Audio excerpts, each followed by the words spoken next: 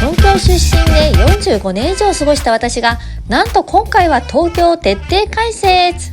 今2年半旅をしている私ですが、なんと京都と奈良で桜を堪能しまくって、一回東京を経て青森に行こうとしたら、なんと出発直前に青森で地震が発生。そのため急遽東京にとどまり、久しぶりの東京ライフをエンジョイしています。ってことで今回は東京の様々な場所を散策しながら、東京女ならではの情報や東京での注意点、東京観光の Q&A などにも答えていきたいと思います。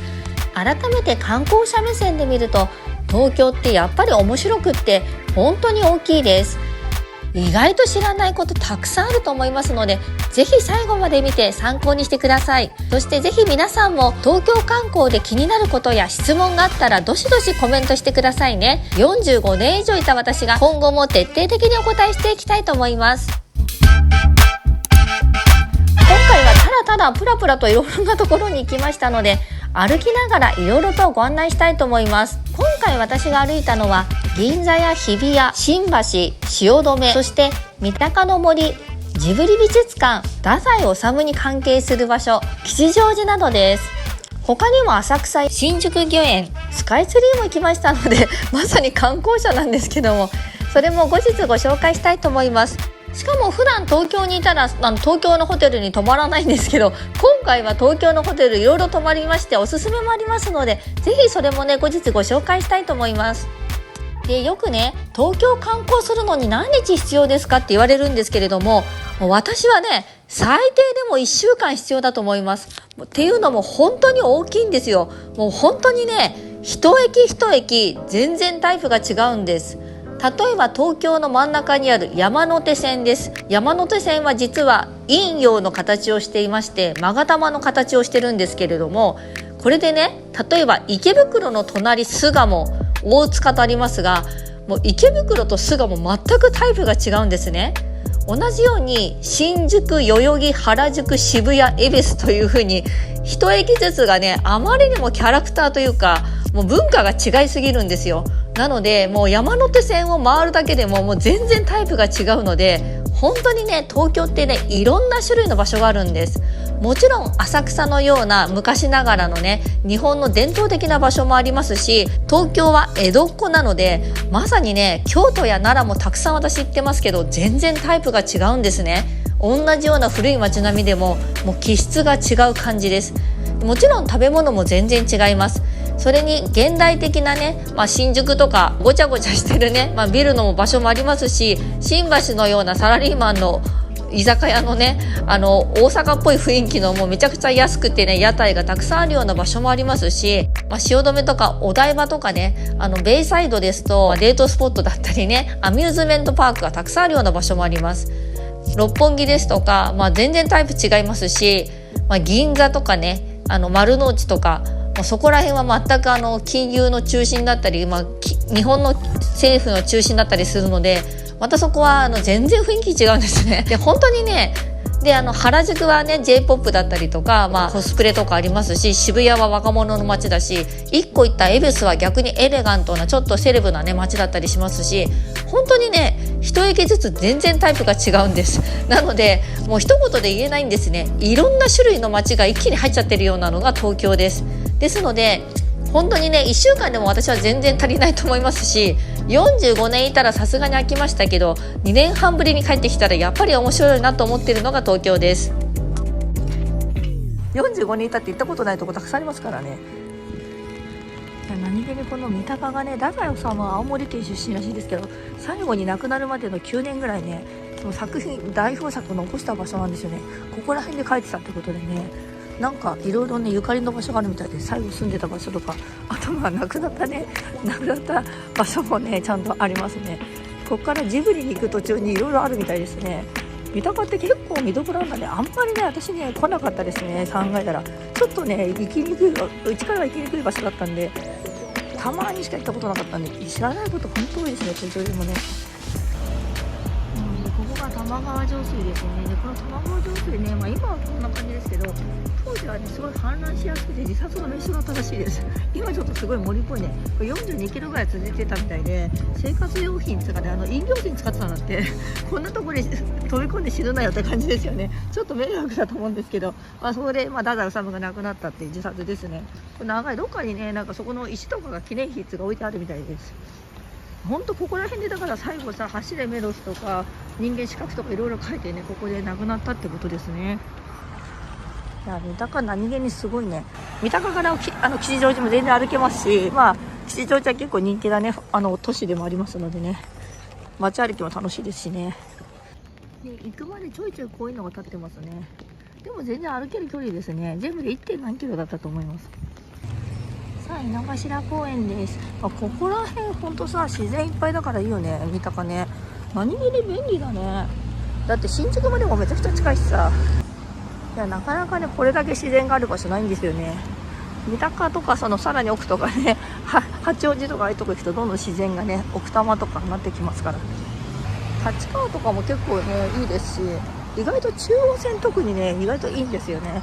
あとラーメン好きな人はラーメンが美味しいお店が結構あったりとか、ただちょっと快速とか混んだりとかはしますよね。なんか井の頭公園の横通っていったらもう着いたっぽいです。ここだね。ただねここ中はね、館内はね撮影禁止なんでここまでですね。外の方だけ見たいと思います。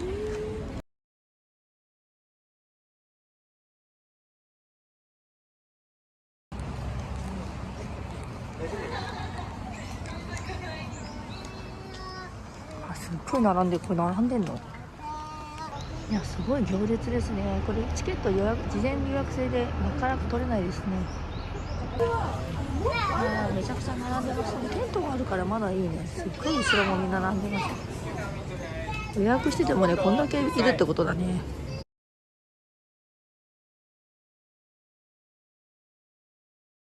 そこにカフェがあります。いやすごい素敵でね、もうファンタジーでねエンターテインメントですごいいいですね。ただね意図的なのかね全く英語がないんでね、ちょっと外国の方もわからないかもしれないです。さあ見てきました。2時間ぐらいいたのかな。すごいねファンタジーでね楽しい感じで、子供たちもすごいね楽しめると思います。ただびっくりするぐらい日本語しかなくて、本当にすごいいろんな国籍の方来てるのに全然日本語しかないんですよ。どうなんだ、日本人なんかね一応外国人向けの説明書みたいなのあるっぽいんですけど、普通にさ美術館とか行ったら日本語とその下に英語で書いてあったりするけど、そんな一切ないんですよね。こだわりなのかわかんないんですけど、でもね雰囲気も楽しいと思います。どうやってアニメを作るかも分かりますし、コンテとかねいろいろ面白かったですね。あと大きい猫バスのねぬいぐるみがあって、めっちゃ子供たちが中に入ったりして楽しんでたんで、子供もすごいね楽しめると思います。いやね今日だけやったら寒いのよ。でなんかちょっと帰りはね吉祥寺から行こうと思います。本当だったらここら辺公園だしね、見るところ散策するとこたくさんで、晴れてたらめっちゃ気持ちいいんだけど超寒いです今日。なんか知んないけど。今新橋ゆりかもめの口ですけどもね、ちょっと久しぶりにねここから東京駅まで歩こうと思います。青森行けなくなっちゃったから、ちょっとブラブラと久しぶりすぎてちょっとね忘れたわ。本当2年半空けてたらね。ちょっとね新橋から有楽町通り越して東京駅まで歩くというね、ちょっと久しぶりですね。本当久しぶりだ。全然大して遠くないです。東京はね本当に駅が近いんで。10割そばのお店を発見。わかめ無料。なんかちょいちょいちょっとお腹空いてきましたね。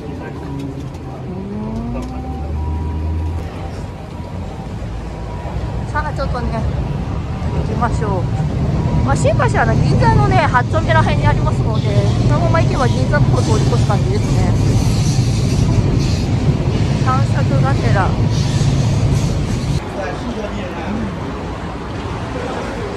銀座で駅結構かなり綺麗になってましたね。ここら辺が堀戸通りかな。こ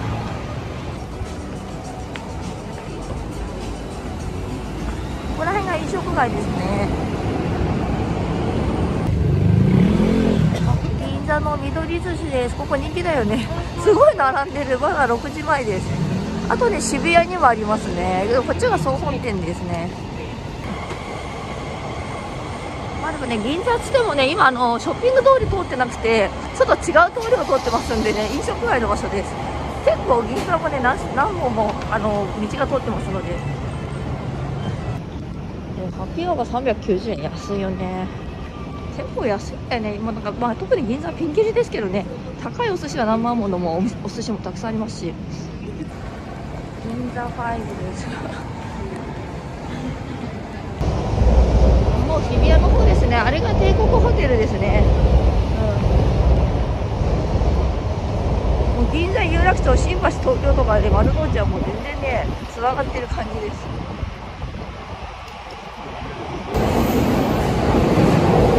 居酒屋もたくさんありますから、居酒屋は安いしね。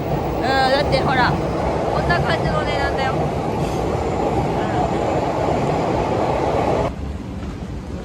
ひたすら歩いていくとね、もうビッグカメラ見えてきたから有楽町ですね。有楽町の次が東京って感じです。でこういう高架下のね、上線路ですからね、下にたくさんこういうね、安くて美味しいお店がね、たくさんあります。あっちゅう間にね、有楽町、そしてあれがね、ペニンシュラです。ここから右に行くと銀座に着きますね。で、あっちに日比谷公園があるんですけど、やっぱ東京来るとね、早歩きなんで、私、元から超早いけど、本当に早歩きに戻ります。ちょっとせっかくなんで、ね、私の好きな中通りを通っていきたいと思います。結構建物変わっちゃったんだ。ここら辺私の好きなエポカとかあった気がしたけどね、結構建設中になっちゃってますね。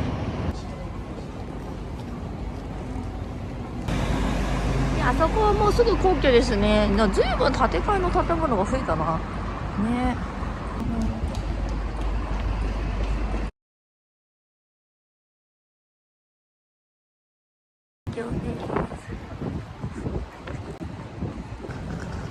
バカラね、前違う場所だったんだよね。ちょっちょいろいろ移動してますね。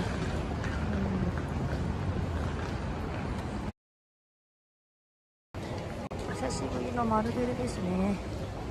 ここから東京駅行きます。本当ね、新橋有楽町と東京めっちゃ近いからね。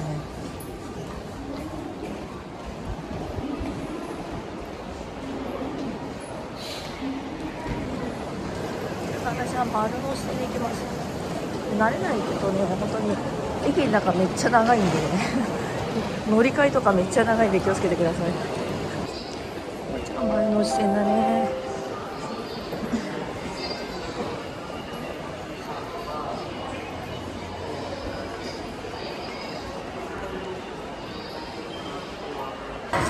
グランスタです。グランスタはね、東京駅まですごいたくさんあります。もうめっちゃね、たくさん食べ物売ってますね。いろんなところにお土産もたくさん売ってます。あ、安くなってんじゃん。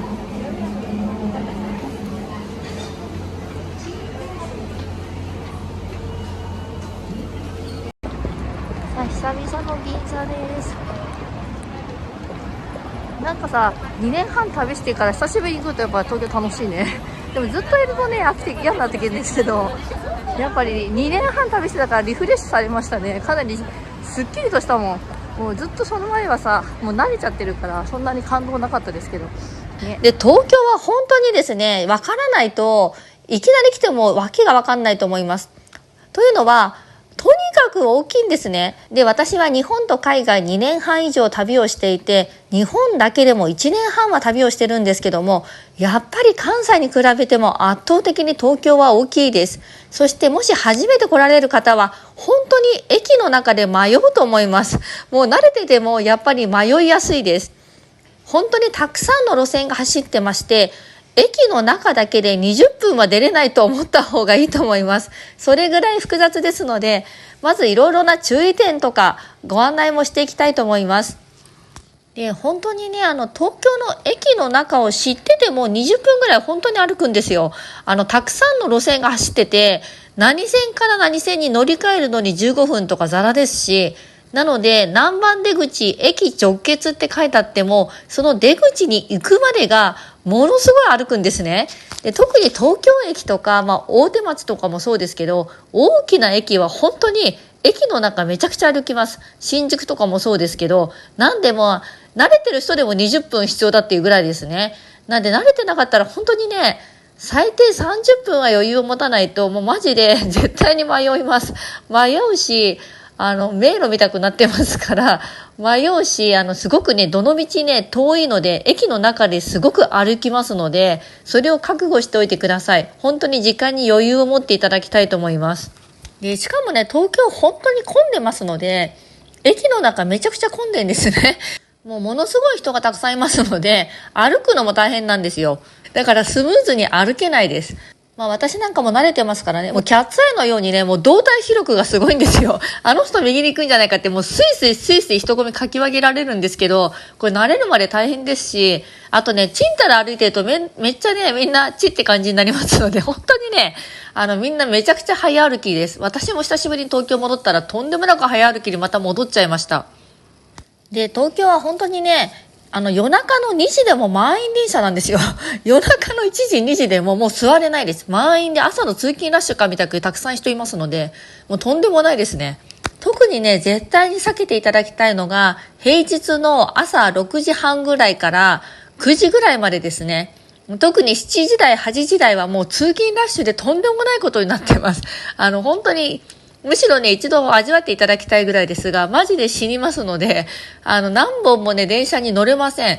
丸ノ内線とかも特に乗れませんし、乗っても、本当にね、もうね、人間技じゃないぐらいぎゅうぎゅうに詰められますので、もう刑務所行くのかぐらいなね、感じで、これをね、何十分も耐えなきゃいけないんですよ。で、中にはやっぱり痴漢もあったりします。本当にね、大変な過酷なね、通勤ラッシュをね、ありますので、絶対その時間はね、乗らないというか乗れません。うん。乗ったらみんなにブーイング食らいますので、まあどんだけすごいかね、実は味わってもらいたいぐらいなんですけど、これ毎日やってたらみんな本当ストレス溜まるの分かるわって感じです。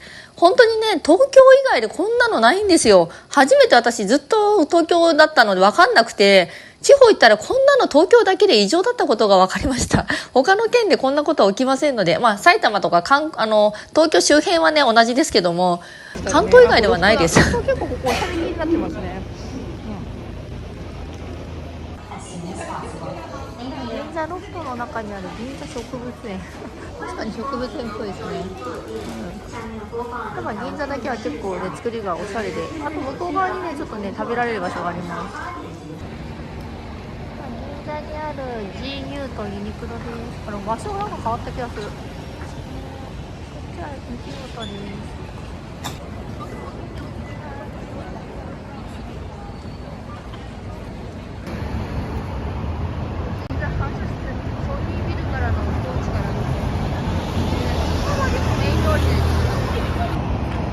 あっち側行くと有楽町ですけどね、ここからね、銀座の方行きます。ここ行くとね、また違います。東銀座とか行きます。で、東京はね、一駅ずつがめちゃくちゃ近いので全然歩けます。まあ、例えば今この銀座だったら、新橋とか汐留とか有楽町、日比谷、東京駅までは全然歩けますね。何駅かは歩けちゃいます。本当に近いんですよ。だから、まあ、原宿から渋谷も全然歩けますし、まあ、渋谷から表参道とかね、まあ、全然歩けます。結構歩けます。銀座三越がね、ちょうど4丁目ぐらいです。銀座4丁目真ん中ぐらいですね。で、ちょうどね、ギリギリ8時に閉店間際で、日本はさ、デパ地下で、デパートの地下だと、とかスーパーはね、閉店間際はね、お弁当とかご飯が安くなりますので、半額でね、懐石料理をゲットしました。で、日本改めてね、本当にご飯が美味しくてヘルシーで安いんですよ。で、しかもね、夕方とか閉店間際に半額になるとか、他の国で見たことないんですよね。本当に日本はそれはご飯は恵まれていると思います。さあ、今、新橋を通り抜けて汐留です。まあ、汐留はね、まあ、資生堂があったりとか、資生堂本社がありますね。あと、電通だったっけな。まあ、美術館もやってるんだ。この辺は結構新しいんで綺麗です。あと汐留は日テレがありますね。よくお天気のやつをやってますね。生放送でね。日テレです。確かね、コンラードとね、ロイヤルパークホテルもあったと思います。ロイヤルパークホテルね、神戸でめっちゃひどくなった感じ。もう汐留にあるツーリストインフォメーション。つかさ、普通に住んでる時はこんなの気づかないけどさ、今観光客の気分だとさ、そのわかるね、なんか。久々の日比谷公園をつけていきたいと思います。ここら辺も新橋から全然歩けるからね。新橋汐留とか日比谷とか霞ヶ関とか銀座とか東京とか有楽町とかも全部徒歩圏内です。本当に東京はね、駅が1個ずつがめちゃくちゃ近いんで全然歩けますね。新橋駅からここまで多分1キロもないですね。数百メートルだと思います。この近くは帝国ホテルとかいろいろあって、冬はねクリスマスマーケットとかやりますけど、やっぱり私は関西のクリスマスマーケットいろいろ行ったけどね、日比谷公園の方がはるかに大きいですね、規模はね。東京もこう見るとさ、そこそこ自然があるように見えるんだけど、もう本当にさ、地方のさ山とか行くとさ、マジであれこそ本当の自然なんですよ。めちゃくちゃすごいから山がもうね、だから東京のこういうのはもうなんか大したことないと分かりましたね。これ自然とは呼べないぐらいのレベルです。本当の自然は地方にたくさんありますね。ネモフィラが咲いてる。私結構大洗のさ、ネモフィラで有名な場所何回か行ったことありますけど、ネモフィラの他に燃えたのすごいね。有名ですよね、ネモフィラね。結構ね、5月とかここら辺花がバラとかもたくさん咲きますのでね、結構いいです。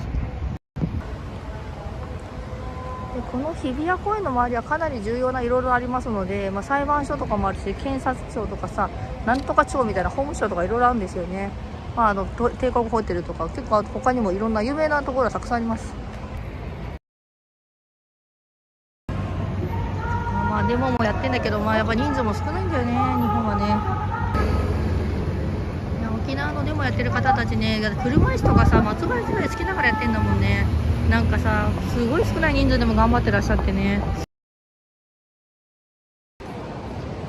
こちらが帝国ホテルです。そしてここがね、宝塚劇場ですけど、一度も見たことがないね。そして宝塚の方まで兵庫県も行ったけど、一度も見たことがない。ハマる人はハマるみたいです。なんかここは東宝関係のとこなんだね。本日千秋楽って書いてあるのかな、そして宝塚歌劇団の長みたいな感じで東宝シネマがあります。ここら辺はミッドタウンとかもね、日比谷ミッドタウンとかもいろいろありますね。このパン屋さんめっちゃ混んでるからついつい買いましたね。美味しそうです。新橋駅前ビルのところに芋せんっていうのでね、ちょっと気になったんで1個買っちゃいました。これがね、シルクスイートなんですよ、茨城県のね。これのね、クレープです。でもね、スイートポテトパイが一番人気だそうです。これね、すごい滑らかで美味しいです。よかった買って。380円安いな。コーナーとですね、コーナーとから来た方がよかったな。向こう側にはまりきなんですけど、さあ、あれが電通で、あれがコンラットですね。そして浜離宮です。久しぶりです。さあ、浜離宮です。これ特別名称ってことなんで、国宝と同じ扱いですね。徳川家康のなんか庭園らしいです。そういうことで、ここら辺に増上寺がありましてね、そこもね、家康さんのね、関係するお寺です。あとね、45分ぐらいしか寝ないんですけどね、もう4時過ぎてるんですけどね、300円なんでちょっと行きたいと思います。新宿御苑もね、結構いいんですけどね、大きいですね。でもここもやっぱビルに囲まれてるから不思議な感じです。多分あそこのコンラッドからは多分ね、窓から景色が眺められると多分売りに来てると思いますね。これが300年の松かな。すごい枝がたくさん分かれてますね。大きいから。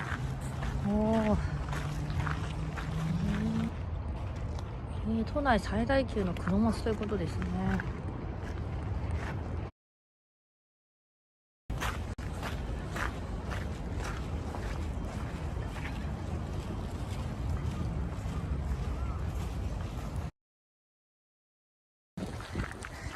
浜離宮からさ、あそこね、レインボーブリッジが見えます。ちょっとよく見ると見えるかな。レインボーブリッジですね。夜は結構綺麗かもね。いや、松さんもなんかすごいな。これなんだろうこれ。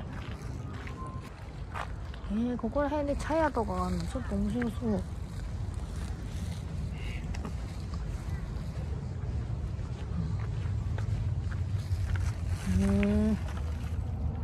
やっぱでもね、東京は江戸って感じがするんだよね。本当に浅草行って改めて思ったもんね。京都とは全然違うわと思って、本当に江戸のね、江戸っ子だわって粋だっていうのが出てましたね。すごいエネルギーが。確かにこの江戸っ子っていうのは東京だね。東京ならではだね。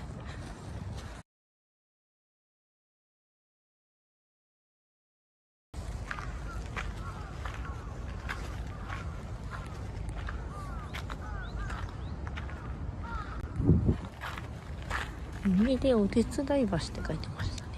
あれ東京タワーだっけな、あれ。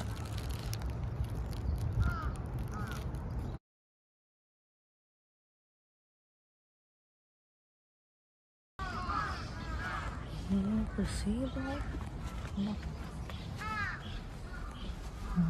鷹狩りの方法って。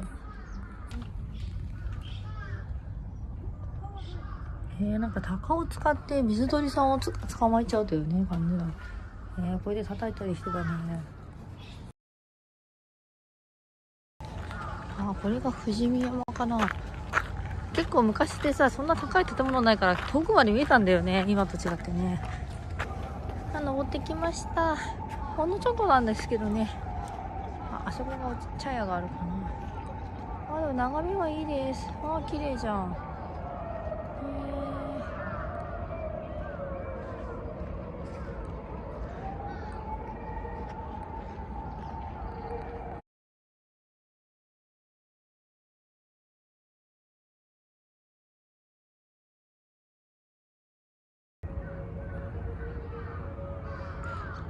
もうなんかいいね、東京タワーとなんか茶屋ね。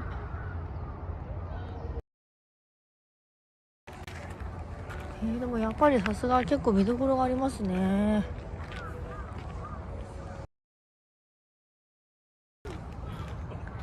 でも松もねすごい立派でね、生き生きしてるんですよね。美しいですね。やっぱり本当に日本ってさ、茶室もそうなんですけど、本当にさ丁寧にさ、もう忠実に再現するからね、昔のままね。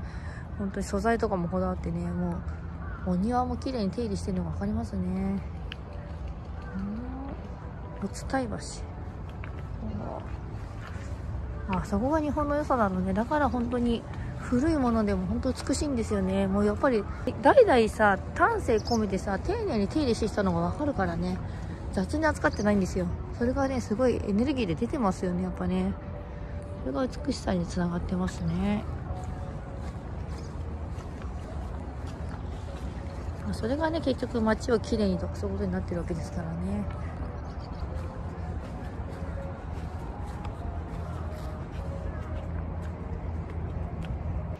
中島のお茶屋、閉まってしまった。でもギリギリまでやってんだ。4時45までやってる。超ギリだね。そうだ、でも4時半か。なるほど。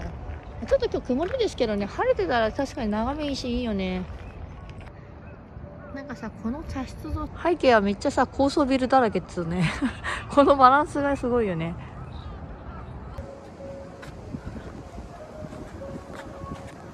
こっちがゆりかもめだね。今走ってる。見るかな、上走ってますね、電車がね。塩サイトですね。そしてこれが日テレです。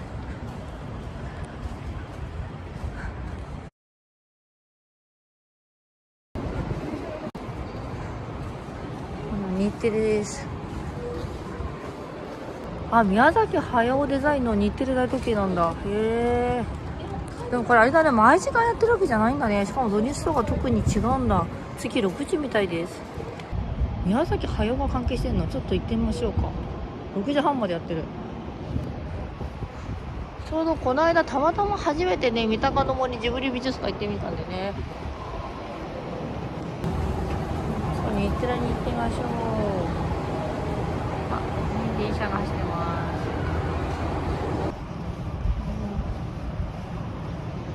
す。でもね、もうテレビはね、もう全然見てないですね。全然1ヶ月に一度も見ないぐらい見てないですね。テレビは信用してないんでね。今そういう人多いし、テレビ持ってない人多いですよね、本当ね。ここはもう新橋からつながってますけどね。大久々の新橋ですけど、新橋本当にね安くて美味しいお店多いんだよね。めっちゃ安いよ、東京だけどさ、全然安くなるんですけど、いやーでも私がずっと東京いた時は新橋であんまり来なかったですけど、安いお店めっちゃ多いんだよね。いや本当なんかね、新橋はよく昔から親父の街って言ったけど、本当でもねめちゃくちゃなんか東京とは思えないよね。なんか私全国旅してるけどね、東京っていうか日本は安いのよ。本当安くて美味しいお店多いよね。東京ですらですよ、本当にそう。ヨーロッパでねクソみたいなね味でね、お水だけで500円とかありえないんですけど、東京の方がはるかに美味しくてグルメな街です。いやだけどね、久々に東京に帰ってきてね、なんか改めてね全国とかいろいろ一周してくると改めてなんかね感慨深いね。結構快適だね、やっぱりね。